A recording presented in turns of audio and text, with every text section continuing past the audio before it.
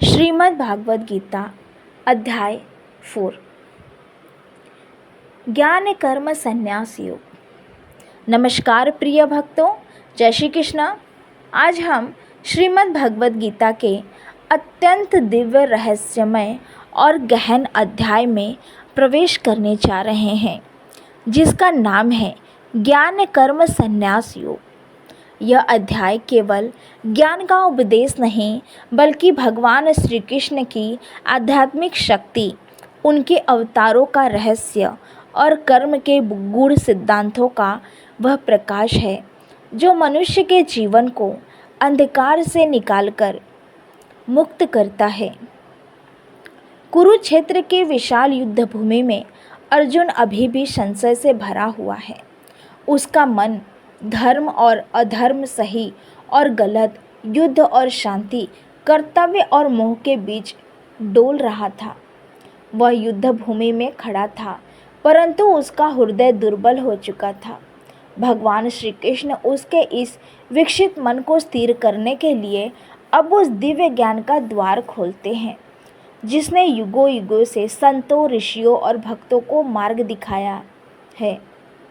भगवान कहते हैं कि यह ज्ञान नया नहीं है, यह सनातन है, अनादि है, अनंत है।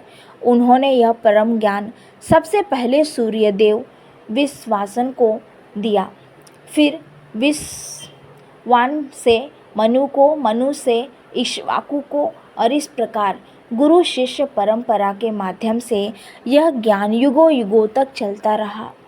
परंतु काल के प्रभाव से यह महान ज्ञान लुप्त हो गया। इसीलिए भगवान कहते हैं कि हे अर्जुन, आज मैं तुम्हें वह सनातन ज्ञान दे रहा हूँ, क्योंकि तुम मेरे प्रिय भक्त हो, मेरे सखा हो और इस ज्ञान को धारण करने की पवित्रता रखते हो। अर्जुन विस्मित हो जाता है और पूछता है कि सूर्यदेव तो बहुत पहले हुए और आपका जन्म तो अभी हुआ है, आपने उन्हें ज्ञान कैसे दिया? तब भगवान मुस्कुराते हैं और अत्यंत दिव्य स्वर में कहते हैं कि हे अर्जुन, मेरे जन्मों का कोई अंत नहीं है।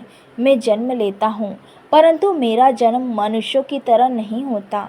मैं अविनाशी हूँ, अजन्मा हूँ, सर्वव्यापी हूँ।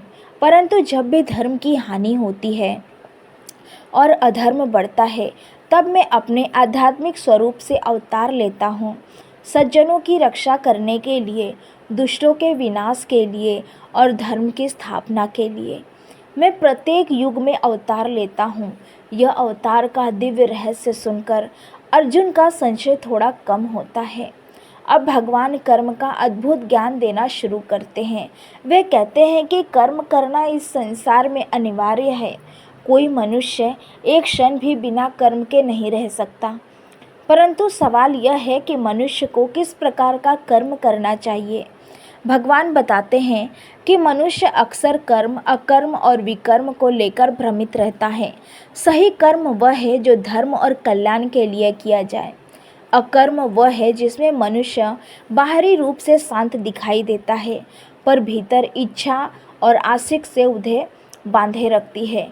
विकर्म वह कर्म है जो धर्म के विरुद्ध हो। भगवान बताते हैं कि जिसने ज्ञान प्राप्त कर लिया, वो इन तीनों में भेद समझ लेता है और वही वास्तव में मुक्त होता है। आगे भगवान एक अत्यंत महत्वपूर्ण सिद्धांत बताते हैं। वे कहते हैं कि यदि मनुष्य अपने सभी कर्मों को ईश्वर को समर्पित कर दे, यानी कर्म करे परंतु फल की इच्छा न रखे, तो वह कर्म करते हुए भी बंधन में नहीं फंसता।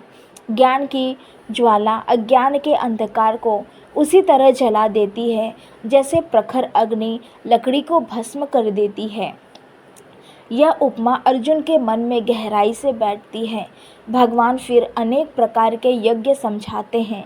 वे कहते हैं कि संसार में केवल अग्नि में आहुति देना ही यज्ञ नहीं, कोई अपने इंद्रियों का संयम यज्ञ के रूप में करता है, कोई प्राणायाम का अभ्यास यज्ञ की तरह करता है, कोई तप, सेवा, दान या त्याग को यज्ञ बनाता है, और कोई अपने दैनिक कर्मों को ईश्वर के चरणों में समर्पित करके जीवन को ही यज्ञ बना देता है। सबसे महान यज्ञ ज्ञान यज्ञ है, क्योंकि ज्ञान ही मनुष्य को मुक्त करता है। भगवान आगे गुरु के महत्व को बताते हैं। वे कहते हैं कि ज्ञान गुरु के चरणों में जाकर ही प्राप्त होता है। विनम्रता, भक्ति और सेवा भाव से जब कोई शिष्य आगे बढ़ता है तब गुरु उसे वह प्रकाश देता है जो जीवन का अंधकार दूर कर देता है। अर्जुन अब धीरे धीरे समझने लगा था कि युद्ध करना उसका कर्तव्य है, उसका धर्म है और भगवान उसे भ्रम से बाहर निकाल रहे थे। भगवान उसे बताते हैं कि यदि मनुष्य श्रद्धा के साथ साथ ज्ञान मार्ग पर चले तो वो शीघ्र ही उस संसार के बंधन से मुक्त हो सकता है। जिसने ज्ञान को पा लिया वह इस संसार की दैत्य की दृष्टि से ऊपर उठ जाता है। उसके लिए न कोई शत्रु है, न मित्र, न हानि, न लाभ, न पाप, न पुण्य। यह समत्व भाव में स्थिर रहता है और हर कार्य ईश्वर को समर्पित कर देता है। भगवान कहते हैं कि संदेह मनुष्य का सबसे बड़ा शत्रु है। संदेह मन को दुर्बल बनाता है, निर्णय को बिगाड़ता है और जीवन को उलझा देता है। इसीलिए अर्जुन को आदेश देते हैं कि उठो, अपने कर्तव्य का पालन करो और निष्काम भाव से युद्ध करो। अंत में भगवान बताते हैं कि ज्ञान का दीपक जब भीतर जल उठता है तब अज्ञान के सभी बंधन कट जाते हैं। मनुष्य स्वतंत्र हो जाता है और मोक्ष का मार्ग उसी क्षण खुल जाता है। यह अध्याय हमें सिखाता है कि कर्म से भागना कमजोरी है, लेकिन सही भाव से कर्म करना ही जीवन का परम सत्य है। जब मनुष्य अपने कर्म, अपने विचार, अपनी इच्छाएं और अपना अहंकार ईश्वर को अर्पित कर देता है तब उसका जीवन सरल, शुद्ध, शांत और दिव्य बन जाता है। यही अध्याय 4 का सार है। यही उनका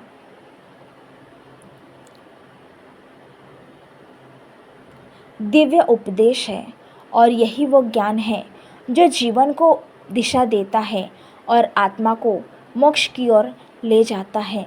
अगर आपको ये दिव्य ज्ञान पसंद आया हो तो चैनल को ज़रूर सब्सक्राइब करें, वीडियो को लाइक करें और कमेंट में जय श्री कृष्ण लिखकर अपनी भक्ति का भाव प्रकट करें। अगले अध्याय के आध्यात्मिक ज्ञान के लिए जुड़े रहें। भगवद गीता का प्रकाश आपके जीवन में शांति, शक्ति और सद्बुद्धि लाए। जय श्री कृष्ण।